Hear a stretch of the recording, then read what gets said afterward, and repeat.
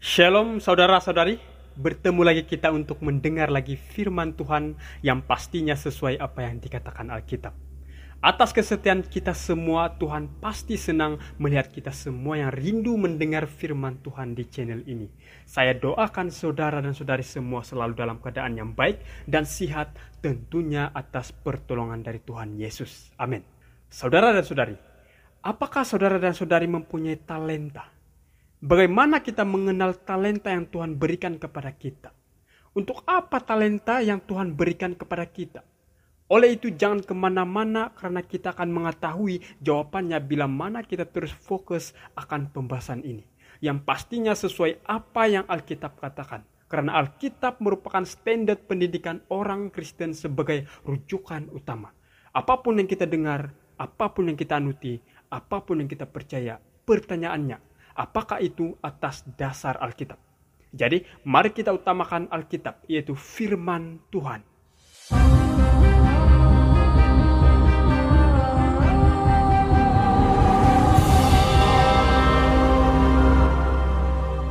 Apa itu talenta? Menurut Kamus Besar Bahasa Indonesia KBBI, talenta adalah pembawaan seseorang sejak lahir, yaitu bakat. Selanjutnya, talenta dapat juga diartikan sebagai kemampuan yang Tuhan anugerahkan kepada manusia. Menurut Kartini Kartono, pengertian bakat atau talenta adalah hal yang mencakup segala faktor yang ada di dalam diri individu yang dimiliki sejak awal pertama kehidupannya dan kemudian menumbuhkan perkembangan, keahlian, keterampilan, dan kecakapan tertentu.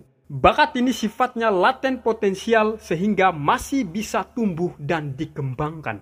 Nah, ada dua macam talenta. Pertama, bawaan sejak lahir, yaitu anugerah khusus. Suatu kemampuan atau potensi khusus yang dimiliki oleh seseorang.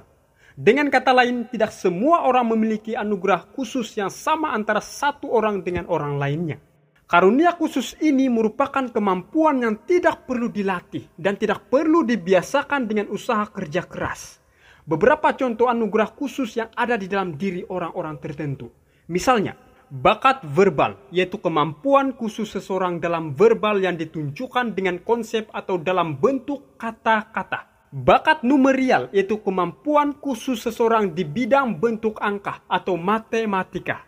Bakat skolastik, yaitu kemampuan khusus seseorang dalam hal-hal yang berhubung dengan angka dan kata.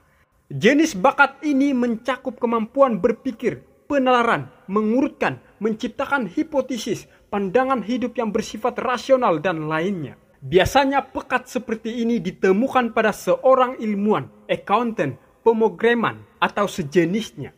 Bakat abstrak, yaitu kemampuan khusus seseorang dalam hal membuat pola, rancangan, ukuran, bentuk, atau posisi-posisinya.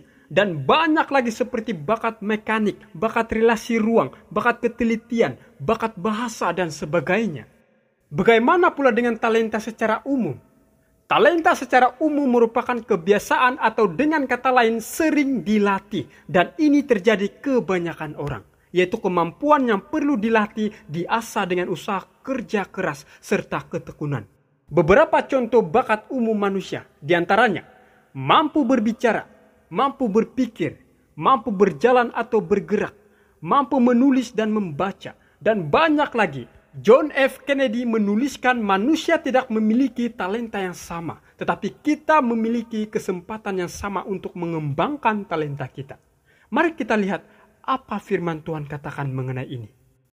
Ada rupa-rupa karunia, tetapi satu roh. Dan ada rupa-rupa pelayanan, tetapi satu Tuhan.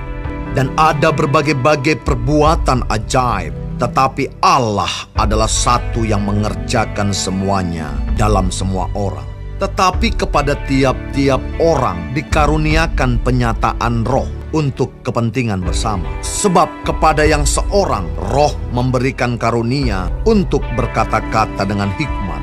Dan kepada yang lain roh yang sama memberikan karunia berkata-kata dengan pengetahuan. Kepada yang seorang roh yang sama memberikan iman. Dan kepada yang lain ia memberikan karunia untuk menyembuhkan. Apabila kita merenungkan ayat tersebut, ayat ini menekankan bahwa ada berbagai cara pelayanan dan bahwa karunia tertentu meliputi penerimaan, kesanggupan, dan kuasa untuk melayani. Paulus menunjukkan bahwa segi pelayanan karunia itu mencerminkan pelayanan yang bersifat hamba dari kehidupan Tuhan Yesus. Pekerjaan karunia-karunia didefinisikan berkenaan dengan kehadiran dan pekerjaan Kristus di antara kita. Semua ini Tuhan berikan kepada kita. Dan kita melakukannya dengan iman kepada Tuhan mengikut pimpinan kuasa Roh Kudus. Dan ayat berikut katakan, kepada yang seorang Roh memberikan kuasa untuk mengadakan mukjizat, dan kepada yang lain Ia memberikan karunia untuk bernubuat, dan kepada yang lain lagi Ia memberikan karunia untuk membedakan bermacam-macam roh. Kepada yang seorang Ia memberikan karunia untuk berkata-kata dengan bahasa roh, dan kepada yang lain Ia memberikan karunia untuk menafsirkan bahasa roh itu. Tetapi semuanya ini dikerjakan oleh Roh yang satu dan yang sama, yang memberikan karunia kepada tiap-tiap orang secara khusus seperti yang dikehendakinya.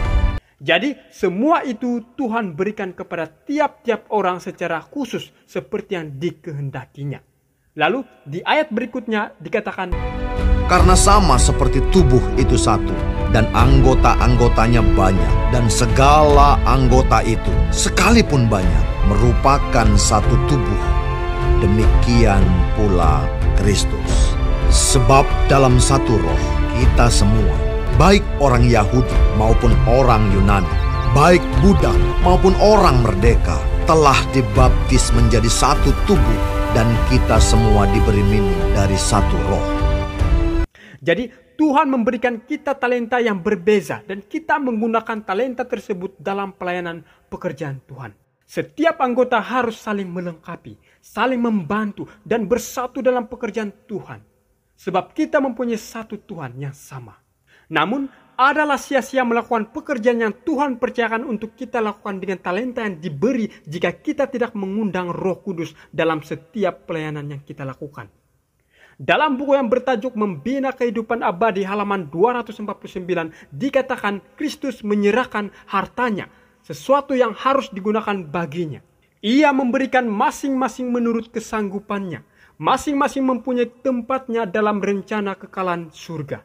Masing-masing harus bekerja sama dengan Kristus untuk keselamatan jiwa-jiwa. Dan dikatakan ketidakhadiran roh menjadikan pekerjaan Injil tidak begitu berkuasa. Belajar, talenta-talenta, fasilida, setiap anugerah almiah atau yang diperolehi boleh didapati. Tetapi tanpa kehadiran roh Allah, tidak ada hati dapat dijamah. Tidak ada orang berdosa yang dapat ditarik kepada Kristus. Jadi jelas bahwa Tuhan menginginkan pekerjaannya dijalankan dengan teliti dan setiap alat tunduk kepada Roh Kudus. Dengan demikian semuanya bersatu untuk memberikan kepada dunia kabar baik tentang anugerah Allah. Bagaimana cara mengenal pasti talenta yang Tuhan berikan? Saudara dan saudari, Tuhan memberi kita kemampuan untuk mengenal talenta yang Dia berikan. Tidak mungkin kita tidak dapat kenal talenta yang Tuhan percayakan untuk dilakukan. Kecuali kita tidak taat untuk peka pada pimpinan dan suara Tuhan. Nah, ada banyak cara yang diizinkan Tuhan untuk kita pakai agar dapat mengenali talenta yang Tuhan berikan.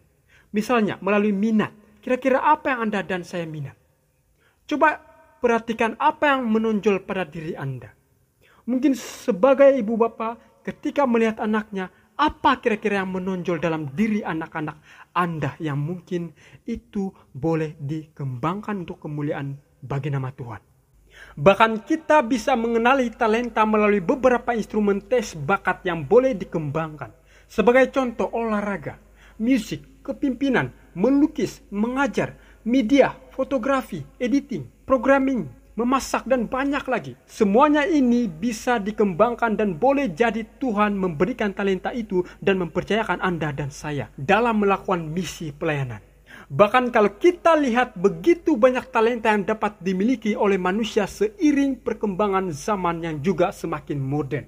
Lalu pertanyaannya sekarang, adakah Anda dan saya menggunakan talenta yang Tuhan berikan kepada kita untuk kemuliaan Tuhan atau untuk keduniawian? Karena talenta adalah milik Tuhan, maka kita harus melakukan dan kembangkan talenta itu sesuai dengan kehendak pemilik talenta dan bukan kehendak duniawi. Ingat, begitu banyak talenta yang dimiliki manusia namun disalahgunakan. Bukan pula untuk kemuliaan Tuhan, tetapi sekadar menunjuk-nunjuk, dan yang lebih parahnya timbul kesombongan karena memiliki talenta tersebut. Namun saya percaya kita yang mendengar pada saat ini pasti banyak yang memiliki talenta. Maka gunakanlah itu baik dalam hal pekerjaan, terlebih dalam hal kerohanian untuk kemuliaan Tuhan.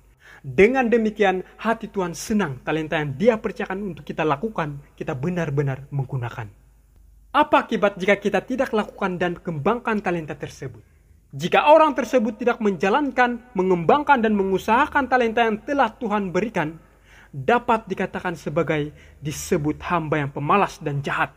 Maka jawab tuannya itu, "Hai kamu hamba yang jahat dan malas, jadi kamu sudah tahu bahwa aku menuai di tempat di mana aku tidak menabur, dan memungut dari tempat di mana aku tidak menanam. Karena itu sudahlah seharusnya uangku itu kau berikan kepada orang yang menjalankan uang, supaya sekembaliku aku menerimanya serta dengan bunganya." Akibat jika tidak lakukan dan kembangkan talenta, talenta tersebut ditarik kembali dan diberikan kepada orang lain. Matius 25 ayat 28. Sebab itu, ambillah talenta itu daripadanya dan berikanlah kepada orang yang mempunyai 10 talenta itu. Jadi, saudara dan saudari, marilah kita pergunakanlah, kembangkanlah dan usahakanlah talenta yang Tuhan berikan dengan sebaik-baiknya sesuai dengan kehendak dan rencana Allah terhadap hidup kita. Dan terlebih gunakanlah talenta-talenta tersebut dalam pelayanan-pelayanan yang ada di dalam gereja dan masyarakat, sehingga kasih Allah dapat disebarkan kepada setiap orang yang berada di sekeliling saudara dan saudari sekalian. Jika Anda bisa bermain musik, gunakanlah musik untuk melayani Tuhan. Jika Anda bisa bernyanyi, bernyanyilah menaikkan pujian untuk kemuliaan Tuhan. Jika Anda bisa berdoa, berdoalah untuk mendoakan orang sakit, menguatkan yang lemah iman, dan doa berkat untuk orang-orang yang berkesusahan.